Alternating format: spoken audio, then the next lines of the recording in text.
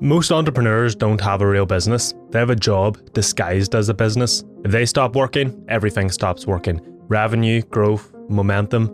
But the entrepreneurs who actually scale without their business relying on them working 24/7 do one thing differently. They build bulletproof standard operating procedures that let their business run without them. So in this video, I'm going to show you the exact framework I give to 6, 7 and 8-figure business owners at selfmastery.co to help them write SOPs that actually get used and allow them to grow their business whilst working less. Let's dive in. Now, to make this as actionable and as simple as possible for you to implement, because I want you to actually do something with this information, okay? Don't just watch this, watch it and implement it, because it will change your business forever. But for this to be actionable and simple, we're going to go over the areas where most people get stuck, okay? So we'll cover what SOPs actually are, what to write SOPs for, how to write SOPs the right way, how to simplify and systemize your SOPs, what you need to do so that they let your business run without you, and how to make sure they actually get used. So let's start with clearing up a bit of confusion around what standard operating procedures or SOPs actually are, because most people are either overcomplicating them or completely missing the point. See, people hear SOP and immediately picture a 17-page Google Doc with bullet points so small it gives you a migraine just trying to read step 2. Or they imagine some corporate style folder graveyard no one ever opens and therefore the SOPs never get used and they're useless. But here's the truth and the shift that should help with this. SOPs aren't just about documentation, they're about liberation, okay? Think of SOPs like a recipe. You don't have to be a Michelin star chef to follow a recipe and make a decent meal. Same with your team. If you give them the right ingredients, clear steps, and a reason behind why it matters, they can produce repeatable results without you being the chef every single night. So an SOP is quite simply a clear set of steps that explain how something gets done, the why behind those steps, and the expected outcome. It is the foundation of a business that doesn't need you to babysit it. But before you start writing your SOPs, you need to know what to even write SOPs for. And that's the second place most people actually get stuck. Now, there are two schools of thought here with what to make SOPs for, and I've tested both. Some people say that you should only make SOPs for the mission critical stuff, the big processes, the important things. Others say SOP everything someone else touches. Now, like with everything in business, which I'm sure you figured out by now, there's no real right or wrong answer, okay? You can do either, both work, it's up to you. But in my opinion and based on my experience, if you only SOP the important stuff, you're leaving 80% of the chaos unaddressed, okay? So let me give you a good example. One of my clients at selfmastery.co, links in the description by the way, runs a 7-figure coaching business. When he started working with me, he was drowning in Slack messages with his team constantly asking things like, where's the client dashboard template? How do we onboard this person? Where do I upload this video? All these things, right? He thought the only SOPs he needed were for sales and fulfillment, the super important things. And yes, those big things are the most important and they're likely your bottleneck. But once you solve them for your SOPs and systems, the bottleneck is now the little things, the non-essential tasks that you never bothered to document. So I get this client to build SOPs for all of it, okay? Every repeatable task. And suddenly he stopped getting pinged every 10 minutes. He claimed back more time and he went from reactive chaos to productive growth. So what should you make SOPs for? Well, I firmly believe everything should have an SOP. Now, if you map out all your systems, processes and tasks, which by the way, I show you how to do it in a systems deep dive video that I put up a few weeks ago. So if you want to know how these SOPs play into your business systems, I'll link that video at the end of this one and you can check it out. But when you have those mapped out, every single process or task should have an SOP, in my opinion. Now, you obviously don't have to do it this way, okay? There is an argument to only have SOPs for the important things, but the way I've seen it play out with my clients is that the fewer SOPs you have, the more chaos there is, and the more reacting you have to do. But the more SOPs you have, the less chaos there is, and the less questions you have to answer, and the fewer fires you have to put out, which is most entrepreneurs end up spending their entire days just putting out fires, so they never work on the important stuff, and they're constantly answering questions. And so the business doesn't really go. It sort of maintains maybe a slight growth, whatever. A large reason for that is because you don't have SOPs for everything, okay? And doing this one simple thing can really change the game for you. So even if something feels minor, make an SOP, because those minor tasks, right? If someone else is doing them, they have to ask you questions on how to do it or how do you want it done or when do they do it, etc. Or if you're doing it and you have to sit there and think, oh, how do I do this? That all adds up. It creates friction and steals your damn freedom. So now you know what SOP, let's break down how to write one that, well, doesn't suck. And this is where most people overdo it or underdo it. If your SOP is too vague, your team keeps asking questions because, quite simply, when you boil it down, an SOP is simply the steps to doing a certain task or thing in the business and answering questions that someone might have when doing that thing. But if it's too complicated, if your SOP is just completely overwhelming, it will overwhelm anyone who tries to use it and it basically doesn't get used. Writing an SOP is like writing instructions for building furniture, except the end product obviously isn't, a unit or something. It's your business functioning without your constant input. And what I mean is that you want to create clarity, okay, not confusion. Like, when you go to build a bit of furniture and the fucking instructions are terrible and you have so many questions, you're overwhelmed, you're confused, you have no idea how to build the bloody thing. Well, that's what a shit SOP is like for your business. And so when it comes to writing SOPs, the most important thing you can consider is clarity. And more specifically, that means you need to be clear on what needs to be done. So what the task or process is, why it matters. So what's the importance of it? Who owns it, as in who is responsible for it, which we'll get into in more detail in a few minutes. When that thing gets done in terms of like, does it have to happen after a certain task? Does it have to happen before a certain other task, etc. Exactly how that task gets executed and what the goal output is. So that is the steps. So it's like, if you have to do a certain task and there's 5 steps to doing it, the execution is those 5 steps. Essentially, right, the most simple way to write an SOP is to first choose the thing you're writing an SOP for, obviously, and then ask yourself, how do I do this thing?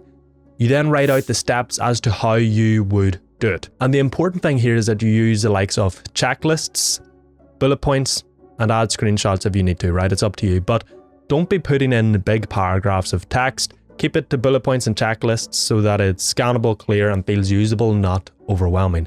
Something I say to all my clients all the time is that you cannot expect people to rise to your expectations if you do not make your expectations clear. So make sure you're super clear on exactly what needs done, how it gets done, when it gets done, where it gets done, how you want it to look, and where to find tools and whatever they need to do the task. Because when it comes to communication, either written or verbal, clarity is everything, okay? So the more clear you can be about the more things in terms of how it gets done, how you want it to look at the end, where it gets done, when it gets done, etc., the better. Now, in terms of where you should write your SOPs, it is up to you. Some people like Notion, some people like paper. I just recommend Google Docs and to have all your SOPs in an SOP folder that everyone has access to. And look, I would always recommend being more detailed when writing your SOP because more details means fewer questions that will be asked to you so long as you still write in a short, clear, simple way. Now, there is an argument to write SOPs more high level and less detailed. Again, if you want to do that, that's fine, it does work. But I always tend to side to more detail as it's more structured, it's more clear and answers more questions that someone might have when doing that task.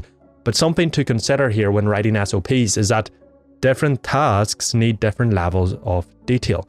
What I found is that tasks for higher level roles, say a CFO role for a Fortune 500 company, they might just need an outline in their SOPs, or maybe they don't even need SOPs at all.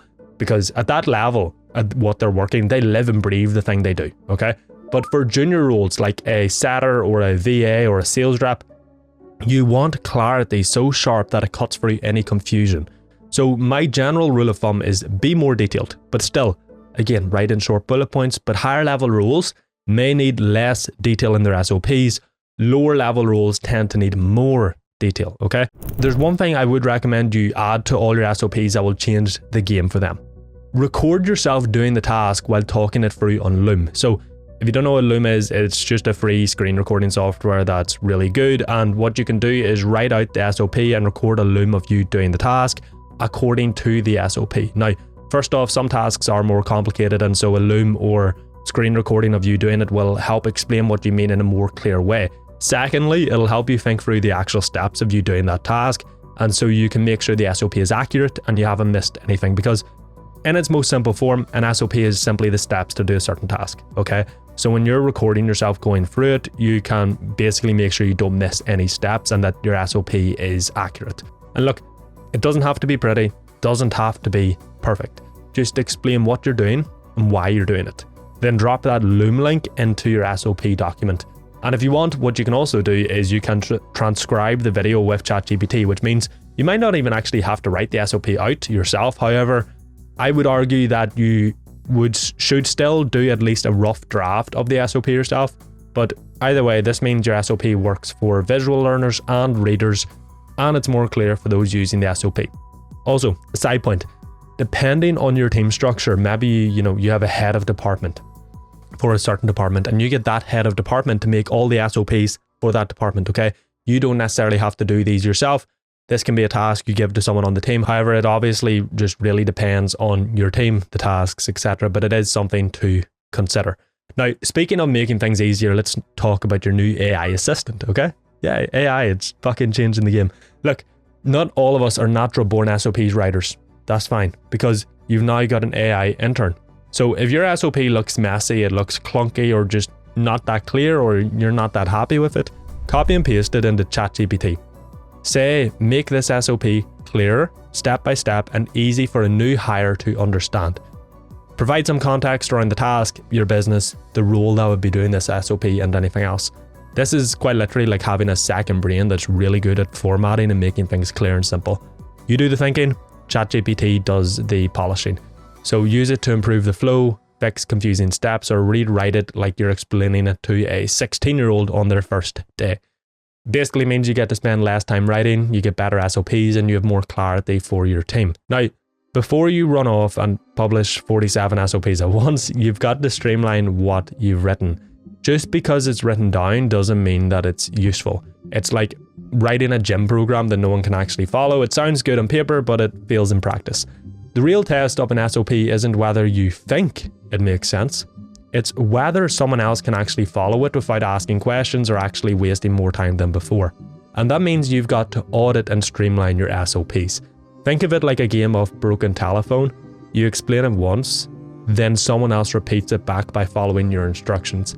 And if the outcome is a mess, that's not on them, that's on the SOP, okay? So if you get someone to do a task, they do it wrong, chances are it's because the SOP is shit.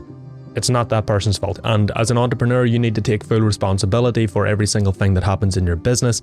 If something's not up to scratch, it's up to you to fix it or get the person who does it to fix it. It's up to you to incentivize and push progress. So you want to grab a team member, ideally someone who's never done the task before, and say, can you follow this SOP and complete the process without help? Watch where they get stuck. Watch where they ask questions. Watch where they hesitate, okay? Because every single one of those moments, every question and bit of confusion is a weak point to tighten in the SOP and something you need to be more clear about. Now, once you've made it more clear, go through every single step of the SOP and ask yourself these questions. If I eliminated this step, would the task still get done in a productive and effective way? If yes, then eliminate the step. If I automated this step, would the task still get done in a productive and effective way? If yes, automate the step.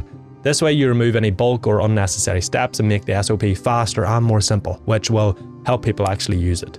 And also, look, I get it. Let's be honest, writing SOPs sounds like a bloody chore. It can actually be rather overwhelming to some people, but jotting down the steps you follow while you do a task, well, that's much easier. So if you're experiencing, a ton of overwhelm here, sometimes the biggest block isn't actually knowledge, it's the friction between you and the task. So what I've often said to my clients is we want to remove the friction by reframing what you're doing, okay? So if the idea of writing an SOP is really overwhelming, you don't know where to start, instead of sitting down to write an SOP, think of it as writing the steps to doing a task, okay? So, because that's literally what you're doing. So you want to find all the tasks that you have in your business, and you want to go through each task and just write the steps to doing them. So open a document, bullet out the steps. You can even bullet out the steps as you do the task if you want to, and also record yourself doing the loom at the same time. It's up to you. But if you want to really simplify it, just open up a Google Doc for a certain task, write down every step to doing that task. Then later, clean it up, audit it, give it a bit of structure, plug it into your template, plug it into ChatGPT, ask it to simplify it, etc. And boom, your SOP is done. But let me tell you right now, okay? The first draft of your SOP will not be perfect, and that's exactly the point. I see so many entrepreneurs, business owners, founders never write or use SOPs because, they're not perfect and they think they have to be perfect, or they think they have to update them or change them over time. And people still ask too many questions, and so they think SOPs just don't work. Well, guess what? The goal is not to write a flawless SOP. It's practically impossible, okay? The goal is to write a usable first draft and then to refine it over time as real world questions and problems pop up. Okay, so think of your SOP like an iPhone. Version 1, the first iPhone, wasn't fucking perfect, but it worked well enough to be released. And every few months, there's an update, okay? There's bug fixes, there's optimizations, new features. Your SOPs should and will evolve the same way, okay? So set the expectation with your team, but also primarily with yourself, that SOPs and your systems in general will get updated, because if you want your SOPs to actually work and for people to actually use them, they need to be updated over time.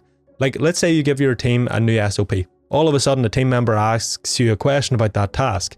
Instead of thinking, which most entrepreneurs do, fuck's sake, these SOPs aren't working, and you just abandon them. Realize that that's part of the process. Realize it's just an opportunity to solve a problem forever. Because guess what? Someone comes to you with a question about doing a task. Most entrepreneurs just answer it and then that's it. And then 2 weeks later, they're asked the same question, or tomorrow they're asked the same question. But guess what? The answer to that question or problem that your team member had, you add it to the SOP. You answer it once, then plug the answer into the SOP so you never have to answer it again. And that problem is solved, that fire is solved, put out forever. And now that SOP just gets stronger. You get asked less questions, there's more clarity, less fires, and more freedom and control. But still, if you want people to actually use the SOPs, someone needs to be responsible for them. So let me ask you something, okay? Who's responsible for each of your SOPs right now?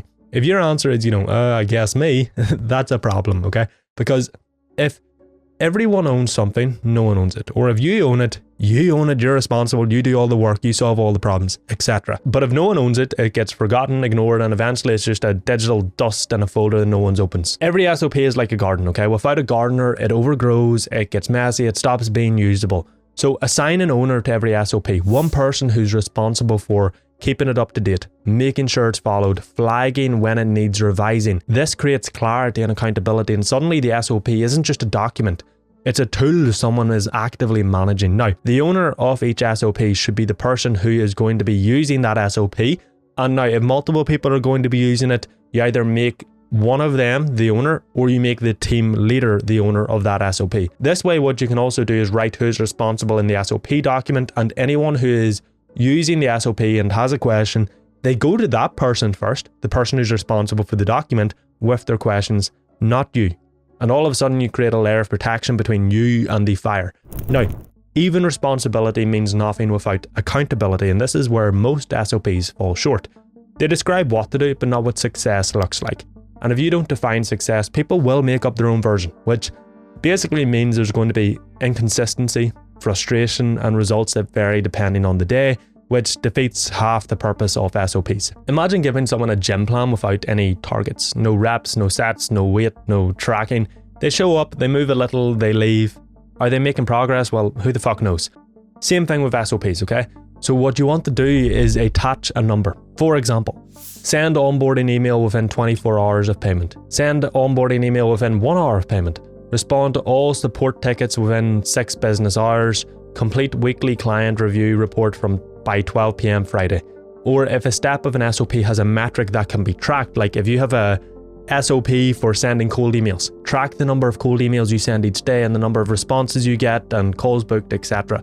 Numbers create clarity, they create accountability, and accountability creates consistent performance and creates a room for progress. Because like if you have an SOP for how to send cold emails and you track the number of responses you get and how many clients you sign from that, etc. If you're getting a low number of responses, you can change a single aspect of the SOP and basically run a scientific test to see, if I change this one variable, how does that affect the output, the results, the number of responses you get? And therefore you can test and improve with actual data, not just guesswork, okay? And look, how this works is you can just say, here's the goal for this step, for this metric, do it, and track what the actual output is, what the actual input is. And all of a sudden that person has a goal and something to aim for.